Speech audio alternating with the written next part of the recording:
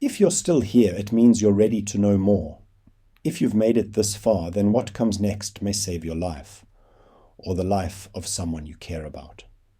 My story was only the doorway. Now we step into the real lessons, the kind that most people never hear, and the kind that new werewolves rarely survive long enough to understand. Everything I'm about to tell you I learned through pain, blood, and years spent in a body that wasn't always mine. You need to know this, because werewolves aren't simple. We're not one species. We're not one behavior.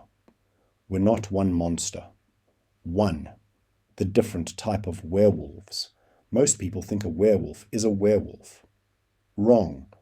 There are three main types, and each one behaves differently. Type A, the natural-born beast. These are rare, born, not bitten. Their control is better.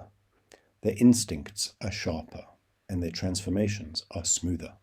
They're rulers of their territory, and if you ever meet one, don't run. Don't speak. Don't breathe loudly. Just back away and pray it lets you leave. Type B, the newly turned. This is what most become after a bite. Unstable, dangerous. Transformations are slow, brutal, and unpredictable, triggered by emotions and the moon. These creatures don't want to kill, they just can't stop themselves. If someone close to you starts showing signs, get them away from populated areas immediately. Type C, the broken wolf. These are the worst, werewolves who lost their battle with their beast. No humanity left, no voice, just instinct, rage, and hunger. These roam forests, old mines, abandoned farms, anywhere far from humans. If you ever hear guttural panting in the dark, if you ever see tall shadows that move like smoke, leave, quietly, now. 2. Understanding territory. Signs werewolves don't mark territory like normal predators. We use a combination of scent, claw marks, broken branches, territorial paths, disturbed soil, silence. Yes, silence. If a forest suddenly goes quiet, no birds, no insects, no wind, you're in someone's hunting ground. If you see claw marks chest high on a tree trunk, not low near the ground, you're not looking at a leopard, you're looking at a warning. If the mark is fresh, leave immediately. If it's deep, the wolf is large. If there are multiples, it's angry. And if you ever smell something metallic, earthy, and sharp at the same time, like rust mixed with wet fur, that's not a blood. That's the scent of dominance. A werewolf claiming the area. 3. The moon and its real power. The full moon doesn't cause the transformation, it amplifies it. Here's what really happens over the lunar cycle. 5 days before the full moon, your skin crawls, your senses heighten. The wolf starts whispering. 3 days before, control weakens. Sleep becomes nearly impossible. Your temper becomes a lit fuse. The night before, every heartbeat burns. Every emotion becomes a trigger. You shake constantly. The full moon, the beast completes its shift. You are no longer the driver, only the passenger. After the full moon, exhaustion, pain, sometimes clarity, mostly guilt. If someone you know begins changing around the lunar phases, don't ignore it. Don't explain it away. Start preparing. 4. Advanced control methods. These are not for beginners, but if you or someone you know is turning, one day you will need this. Method A. Partial shifting.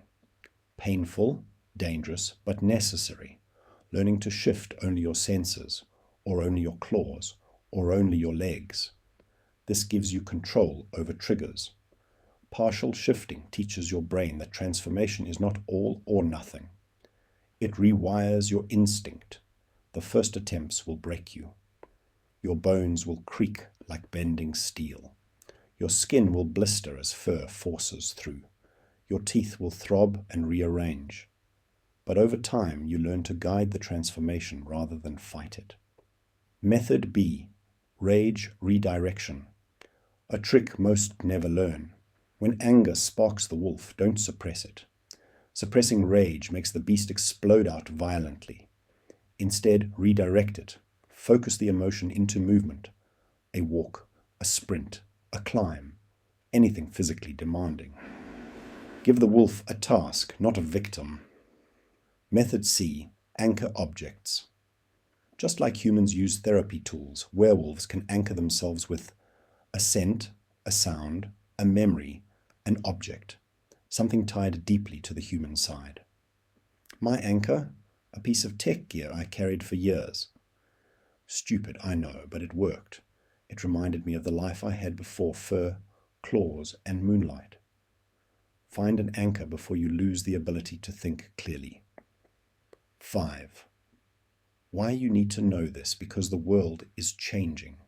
People are venturing deeper into wilderness areas. Stories are spreading. Rumors are turning into investigations. And werewolves, real ones, are waking up around the world. I'm not the only one. Not anymore. Not by a long shot. That's why I'm telling you this. Not to scare you. Not to entertain you. But because knowledge keeps you alive. If you see us, if you hear us, if you feel that ancient instinct whispering that something is watching you from between the trees, you'll remember these rules, and maybe, just maybe, you'll walk away. Episode 15. The ones who never shift back. Most people don't realize this, but South Africa, it has no natural wolves. Not in the forests, not in the mountains, nowhere, only in sanctuaries. So when something wolf-shaped is spotted in the wild, authorities panic.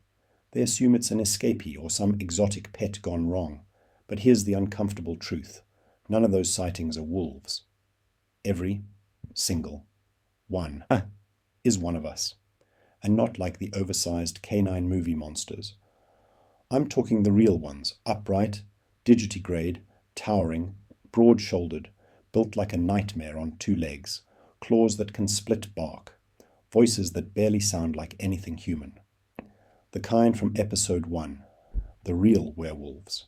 And some never come back. Not because they can't, because they choose not to. Somewhere out there in the deep pockets of the Karoo, the Drakensberg ravines, the misty Tsitsikama, there are werewolves who live permanently in their beast form. They gave up whatever was left of their human lives, their jobs, names, homes, families, and let the wolf take full control. They say it's peaceful in a strange way. Instinct replaces anxiety. The heartbeat becomes slower, steadier. The world feels simple. Eat, move, watch, survive. But there's a darker side. When you stay in the wolf too long, the human part gets quieter. Then it fades. Then one day you realize you don't quite remember the sound of your own voice anymore, not your human one. I met one of them once.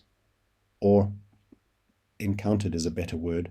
It was years after my first transformation.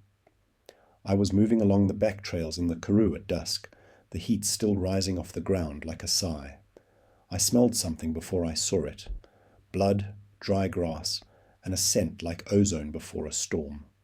Then it stepped out from behind a boulder. Tall. 6'5" maybe. Digitigrade stance. Hands half claw, half human, eyes glowing amber like coals. And it looked at me, not with curiosity, not with threat, but with this strange recognition, as if it saw the same curse in me, the same fight I was wrestling with daily. It tried to speak, if you can even call it that. Its throat made these deep rumbling grunts, shaped like words, but wrong, broken, like someone who had forgotten how speech works. I realized then, this used to be a person. And now? Now it was something else entirely. A werewolf who had stayed, shifted for too many years. A mind mostly wolf with the last threads of humanity clinging like scars. It didn't attack, didn't run, it just watched me. Then turned and vanished into the barren heat, as if it had never been there. Since that day I've heard whispers. Farmers finding tracks that aren't dogs or cats. Rangers seeing figures moving on 2 legs at night but refusing to file reports. People talking about ghosts of wolves in a country that hasn't had wolves ever. The truth, these sightings aren't ghosts. They're the ones who didn't come back. Some say they're dangerous, some say they're guardians, some say they're slowly forgetting they were ever human at all. And honestly, sometimes when the wolf in me pushes hard enough, I understand why they stayed. Because the longer you carry this curse, the more you realize the line between man and beast isn't a line at all, it's a door. And once it closes behind you, there's no guarantee it opens again. Episode 16 are the rules of survival. If you're still here with me, then listen carefully. This isn't a story anymore. It's a survival guide, a confession written in scars. Because surviving a werewolf, or surviving being one, has nothing to do with silver bullets or old legends. It's about understanding how the curse behaves, and how you behave when it starts to take over. 1. The loss of control is never instant. It's slow, creeping, whispering. People imagine that snap on a full moon. 1 second you're human, the next you're a monster. No, it starts days before. Your senses sharpen like someone dialed reality up too loud. Every smell punches through you. Your patience thins. You hear heartbeats around you. You smell adrenaline from 50 meters away. And inside your mind you feel the wolf stretch awake. Like a second consciousness pushing against your skull. You're still you, technically, but you're sharing your skin now. 2. The wolf doesn't attack because it's scared. It attacks because of prey drive. This is the part people get wrong. Werewolves don't strike because they feel threatened. Not usually. The danger is the instinct to chase, to pursue movement, to zero in on a heartbeat, to lock onto weakness like a predator designed for the dark. It's not malice. It's not fear. It's a biological override. And it hits hard. That lone hiker years ago. It wasn't fear that caused the wolf to take over. It was opportunity, a target, a trigger. One moment of emotional slip for me. One sudden prey stimulus. A nightmare. 3. The bite doesn't always turn you. It depends on your body.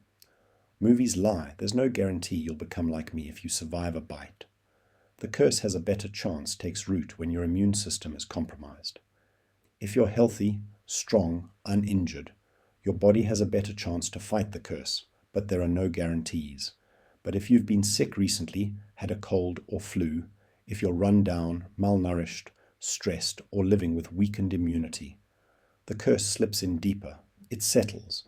It changes you, slowly at first, then violently. People think changing is the hard part. No, surviving the days before the first transformation is worse. 4. Silver still hurts, but it won't save you. It burns. It scars. It slows healing. But a determined werewolf, a starving one, a panicked one, they'll push right through it. Never count on silver. Use it only to make distance. Not as a weapon, as a warning. 5. If you encounter a werewolf in the wild, you do not run. Running is death. Movement triggers prey drive instantly. You can be the werewolf's best friend in human form. But if you sprint, your heartbeat spikes, your muscles fire, your fear scent blooms. And the wolf sees a target, not a person.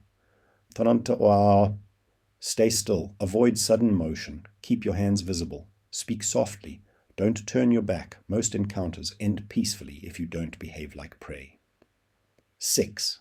The permanent wolf ones. They're the real danger. The ones from episode 15, those who choose to stay in wolf form forever. Not malicious, not evil, just unshackled. More instinct than memory. More predator than person. And in a country like South Africa, where no wolves exist in the wild, creatures like them don't belong anywhere in nature. They're shadows in a landscape that shouldn't have shadows like that. Living ghosts, silent hunters. And here's what I've never said out loud. I'm teaching you this not because I expect you to meet a werewolf. The chances are microscopic. I'm teaching you because I'm tired. Tired of hiding.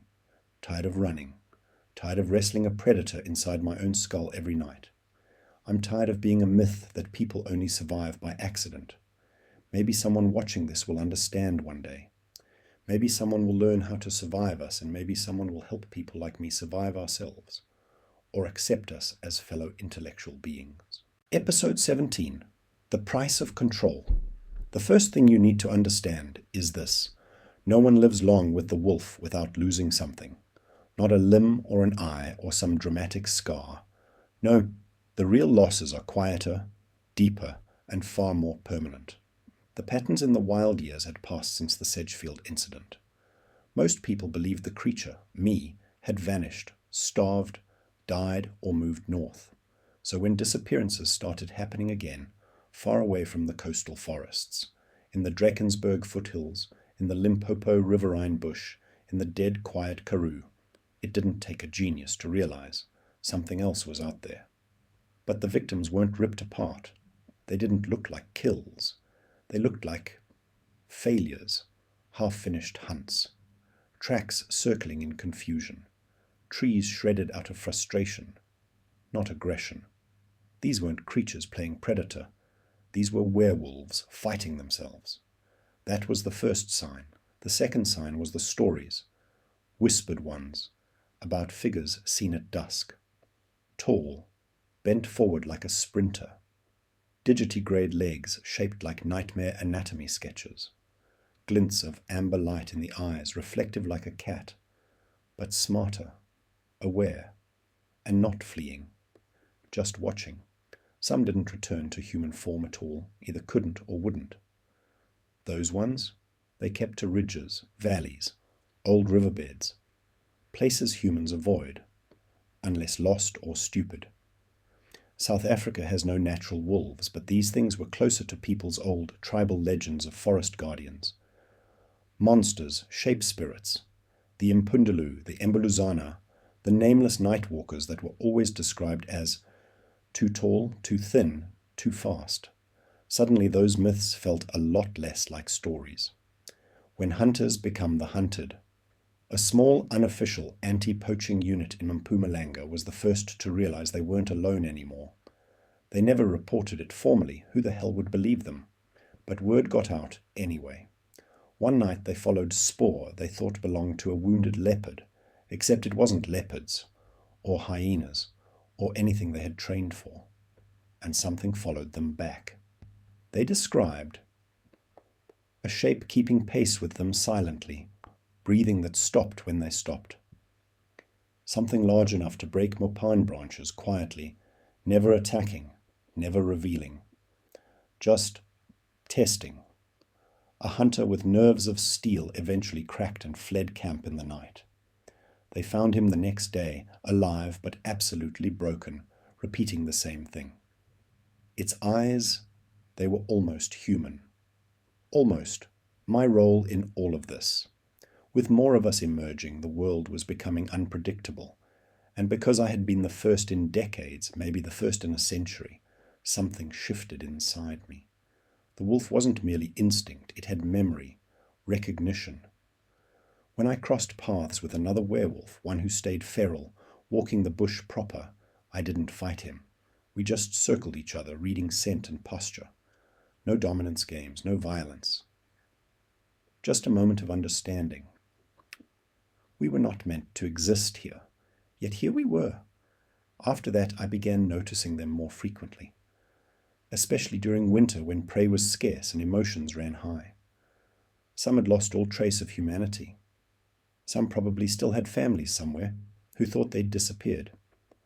Some were like me, balancing on a knife edge between person and predator. A warning to those who listen. What I'm going to tell you now isn't dramatic or cinematic. It's just the truth, spoken plainly. Werewolves aren't dangerous because they want to hurt you. They're dangerous because when the prey drive hits, it's not a decision.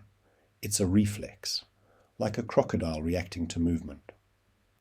Like a cheetah locked onto a fleeing springbok. And the curse, it doesn't spread cleanly. Most people bitten never change.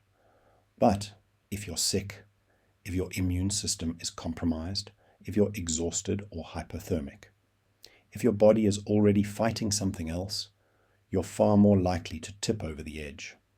The curse isn't magic, it's biological treason. Your body betrays you, your mind follows. And if you survive the transformation, you might keep your humanity, or you might wander into the wilderness and never return. Either choice has a cost. And the darkest part? Even with all my years controlling the beast, even with the rules I've built for myself, even with the isolation and discipline, when a scent hits me just right, human, tired, lost, emotionally charged, the wolf still reacts first. I just hope I'm strong enough to stop it every single time. Because if I ever slip, the headlines won't talk about a cryptid. They'll talk about a monster, and they'll be right.